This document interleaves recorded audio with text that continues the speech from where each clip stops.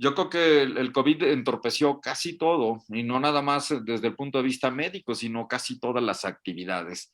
Pero el enfocar, el focalizarnos más hacia una patología que en ese momento era la patología emergente y que estaba consumiendo tanto, no nada más atención, también investigación, este, pues causó un retraso importante y es hora de volver a tomar y, ¿por qué no? También sacar ventaja de toda la logística en la que se avanzó en el COVID a beneficio de la detección de VIH. Lasalud.mx, porque la salud es primero. Presenta la entrevista. Soy el doctor Sarbelio Moreno Espinosa, soy pediatra, infectólogo y actualmente soy el director de enseñanza y desarrollo académico del Hospital Infantil de México.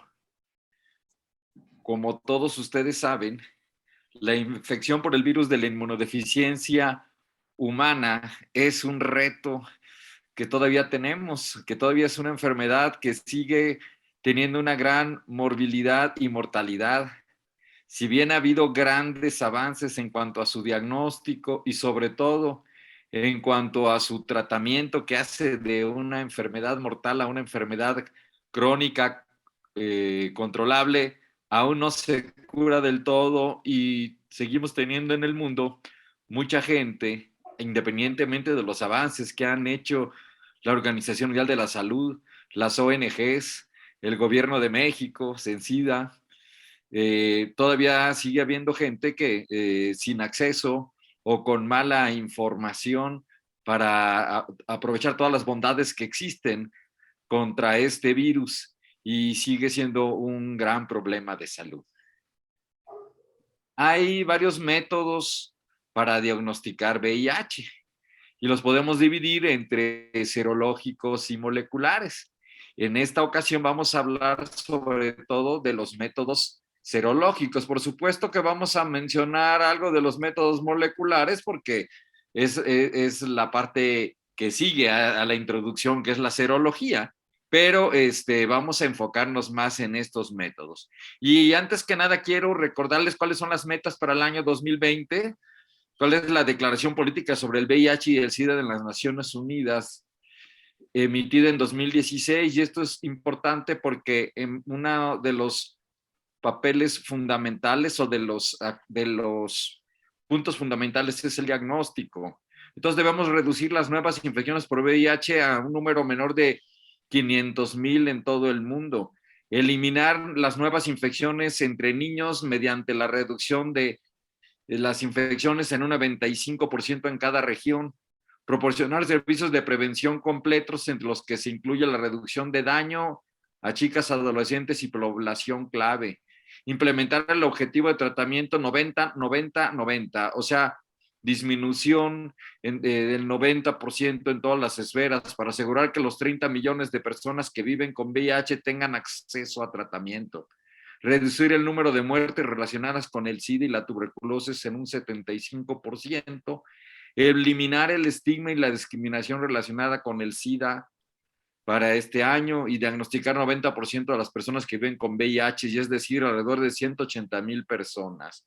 Entonces, nos vamos a enfocar sobre todo en este último punto de diagnosticar, por lo menos subir nuestro diagnóstico al 90%.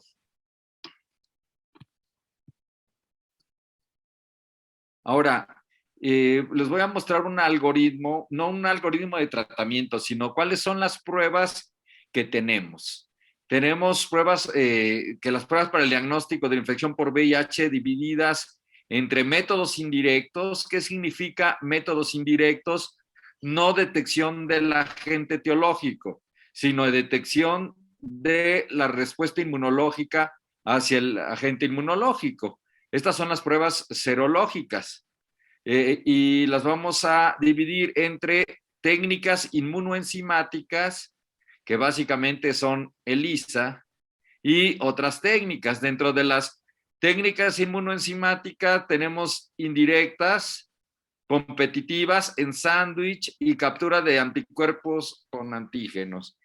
Básicamente estas pruebas se basan en la identificación colorimétrica de una reacción enzima-sustrato que a su vez va a ser acompañando a un antígeno y a un anticuerpo respectivamente, y en el momento en que se unen se para la reacción, y a la hora de administrar una sustancia que continúa la reacción, lo vamos a poder percibir de manera colorimétrica mediante un lector. Ya sea, incluso pueden ser métodos cromatográficos visuales en cambios de color simple en la hojita de diagnóstico o mediante un aparato. Y estos han ido avanzando paulatinamente. Originalmente era directa, luego se ponían a competir la propia reacción enzima-sustrato de los anticuerpos de VIH contra uno conocido versus un control, y así se han ido modificando hasta tener métodos más precisos. Otras técnicas tenemos la aglutinación, el dot blot, la inmunocromatografía, ya más adelante Western blot, que es muchísimo menos sensible, pero es más específico. O sea, esto nos sirve para confirmar unas pruebas de tamizaje. Y lo que va a expresar lo que va a medir son los pesos moleculares de diferentes bandas o de diferentes nucleoproteínas en este caso, y lo que lo va a hacer más específico. También tenemos inmunofluorescencia indirecta. Estos son métodos que pueden ser imprecisos o precisos dependiendo de la destreza de la persona que los interpreta o que los lee. Radioinmunoprecipitación y un inmunoensayo lineal. Estas son las formas que existen serológicas. Y métodos directos, pues el cultivo viral, la detección de antigenemia, o sea, del antígeno P24, detección molecular de los ácidos nucleicos, ya sea el ADN provírico o el ARN vírico, la reacción en cadena de la polimerasa, el ADN ramificado, y es bDNA, B es de branch, eso es ramificado, branch, rama en inglés, y amplificación basada en la transcripción. Bueno, ¿cómo han evolucionado las pruebas de detección de VIH? Fíjense bien, tenemos primera, segunda, tercera y cuarta generación. Y fíjense cómo el periodo de ventana se va a ir reduciendo conforme va a ir aumentando la generación, ¿sí? Entonces ese periodo en que no lo captamos, en que vamos a tener una detección negativa, falsa, va a ir disminuyendo. Entonces, en las de primera detectan antígenos que se unen a los anticuerpos, a IgG contra VIH, y se van a obtener por lisado de un cultivo del virus de VIH-1. Los de segunda generación ya son péptidos sintéticos, van a detectar péptidos sintéticos o antígenos de proteínas recombinantes solos o combinados con lisados virales que se unen a los anticuerpos con una alta afinidad y tiene mayor sensibilidad para el grupo O del VIH-1 y VIH-2. O sea, un gran avance es VIH-2. Y elimina reacción cruzada entre antígenos y proteínas celulares, ¿sí? Que lo que antes nos daban falsos positivos. Y el periodo de ventana va a ser de 4 a 6 semanas.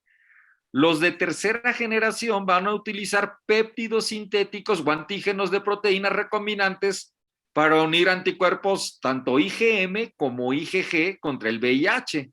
Esto nos va a aumentar la sensibilidad en el periodo de seroconversión, ya que estamos detectando los anticuerpos inmediatos, los de enfermedad aguda, los IgM, y no solamente los IgG, que es ya cuando está establecida la memoria, que es de más de 4 semanas en adelante. Y el periodo de ventana se reduce a 2 a 3 semanas. Y los de cuarta generación van a utilizar péptidos sintéticos o antígenos de proteínas recombinantes para unir los anticuerpos IgM e IgG contra el VIH. Y va a incluir anticuerpos para detectar el antígeno P24, permitiendo detectar infección por VIH-1 previo a la seroconversión. Y esto va a disminuir todavía a 2 semanas la ventana, porque vamos a poder detectar infección previo a la seroconversión.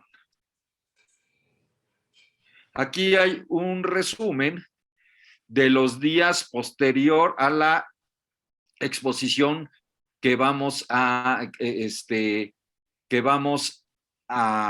poder captar. Y tenemos ELISA de primera generación, de segunda generación, de tercera generación. Todos estos miden anticuerpos, y los de cuarta generación, que son anticuerpos más el antígeno P24, ¿sí?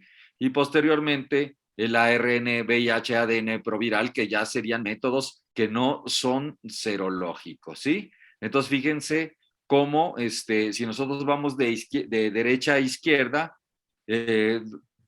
los métodos indirectos de detección de ARN y ADN proviral desde 10 días.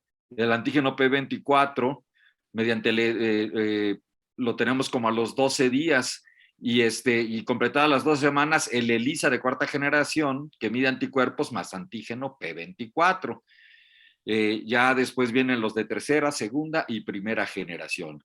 Entonces vemos cómo se va acortando el tiempo. Conforme tenemos métodos más eficaces para identificar VIH-Sida, reducimos el tiempo, y entonces acortamos el tiempo en que el paciente tenga su tratamiento, y no nada más su tratamiento, desde la consejería, desde el registro, que nos sirve para muchas cuestiones logísticas, para tipificar el VIH, para meter al paciente a un programa específico. Entonces, pues son muchas las bondades de la premura en la detección. Bueno, ahora, algo que también son importantes son las pruebas rápidas, ya que nos sirven para detectar anticuerpos contra VIH a través de membranas. Y existen 3 formatos diferentes: los de flujo lateral, la inmunocromatografía y el DOT ELISA, o sea, de ELISA de punto, que es más simple y menos costosa, y reemplaza soportes de plástico por papel de nitrocelulosa. O sea, esto los hace más baratos, ¿sí? El resultado presuntivo los tenemos entre 15 a 20 minutos y no requieren de ninguna infraestructura específica. Ya, o sea, no necesitamos un laboratorio para leerlos. Tenemos estrategias, o sea, permite estrategias extramuro para la detección barata, a bajo costo a la población general. En lugares de difícil acceso, permiten la detección temprana en población con mayor riesgo y vulnerabilidad, y no requieren refrigeración para su almacenamiento ni procesamiento en un laboratorio. Claro, los más simples. Hay otros que sí requieren de un lector y que optimizan y mejoran el diagnóstico. Se pueden utilizar individualmente y ser relativamente simples de aplicar, y se necesita una cantidad mínima de muestra, ya que se puede utilizar la extracción por una prueba capilar y no forzosamente una punción, más además la morbilidad y el peligro que esto conlleva. Y el tipo de muestra es sangre total, suero, plasma o incluso fluido oral. O sea, cada vez se idean pruebas más sofisticadas, a su vez más sencillas y más fáciles de hacer, ¿sí? Ahora quiero mostrarles un algoritmo para el diagnóstico de infección por VIH. Habitualmente, pues ya vamos a aplicar nuestra técnica, pruebas serológicas de cuarta generación, donde identificamos anticuerpos y antígeno P24.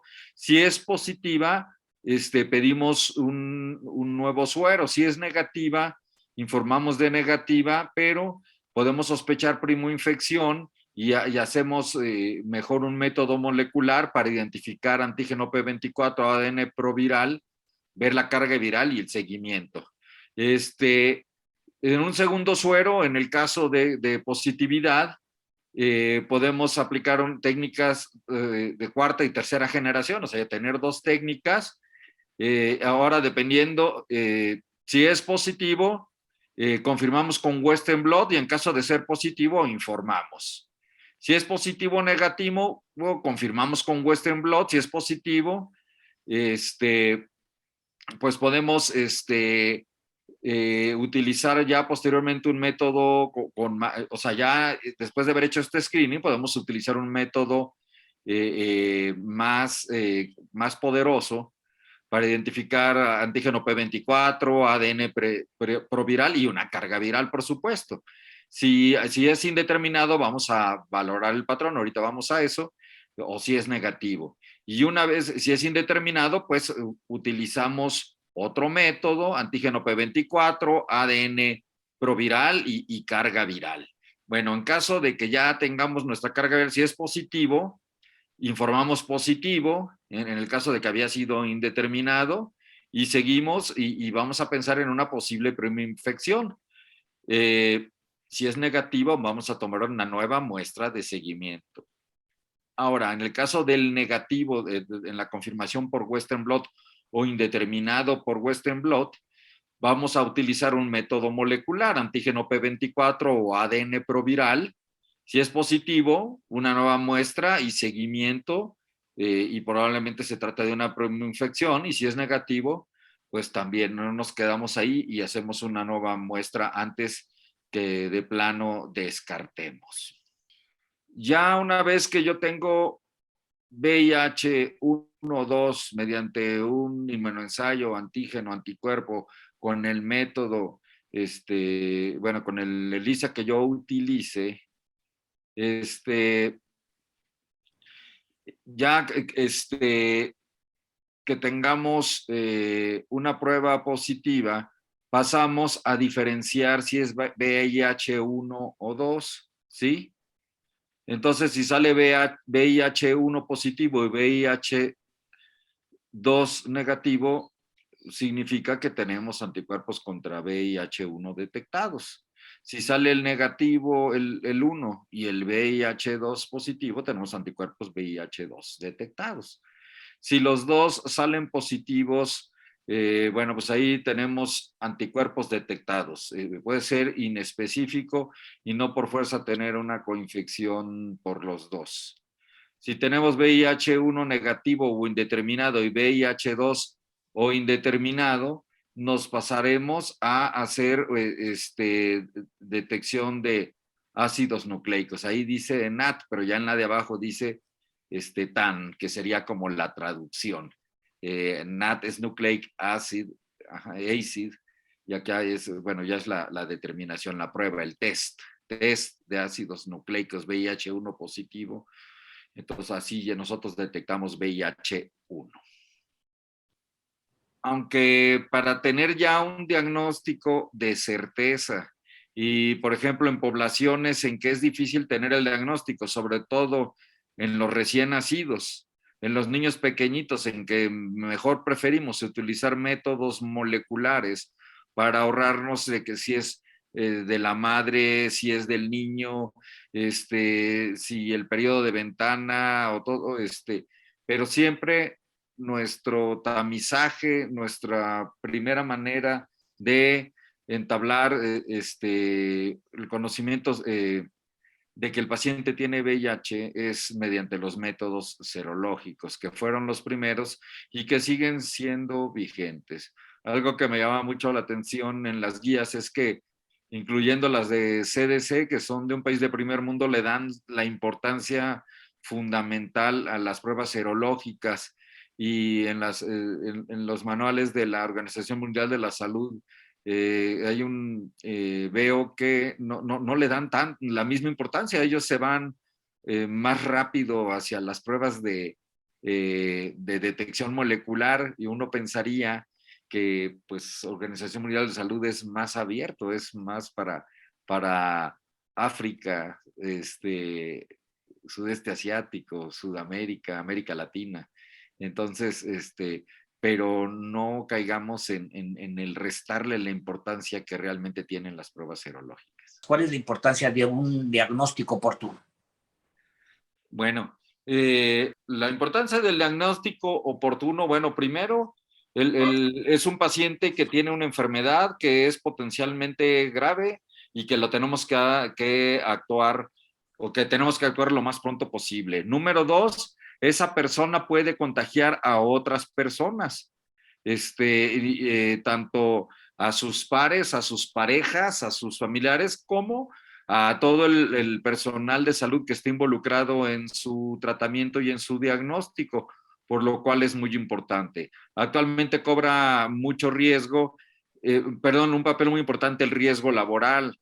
Todas las personas que trabajamos en salud en algún momento, al tratar estos pacientes cuando no tienen el diagnóstico conocido, pues corremos el riesgo de que mediante punciones o mediante manejo de fluidos de ellos podamos contagiarnos, ¿sí?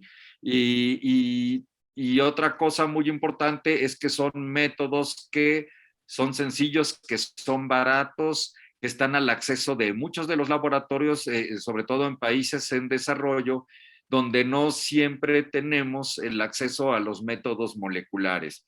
Por supuesto, como se hace aquí en México, pues tenemos lugares de concentración donde se mandan los métodos para los diagnósticos definitivos, lo que nos permite pues mayor congruencia, o sea, mayor uniformidad en cuanto a los diagnósticos y en cuanto a los tratamientos, cosa que cuando no se tiene bien organizado no se puede lograr. Perfecto. Doctor, ¿cuál es el futuro del diagnóstico para el VIH? Pues cada vez se tiene accesos a métodos, o sea, cada vez se van dejando los métodos más antiguos, se va favoreciendo, digamos, a más antiguos en cuanto a generaciones más de primera, segunda generación, cada vez tenemos más acceso a las metodologías nuevas. También se ha avanzado mucho en los métodos de diagnóstico rápido en los lugares lejanos, ¿sí?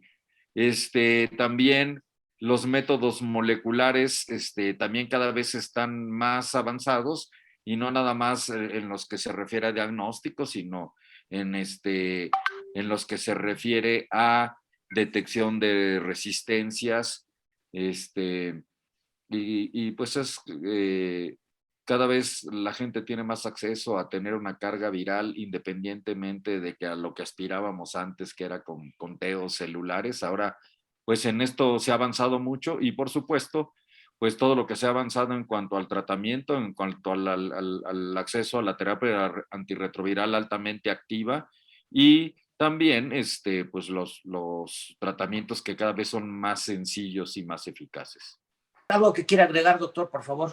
Que este es un esfuerzo de todos y ya hemos logrado vencer estigmas, hemos logrado vencer muchas barreras.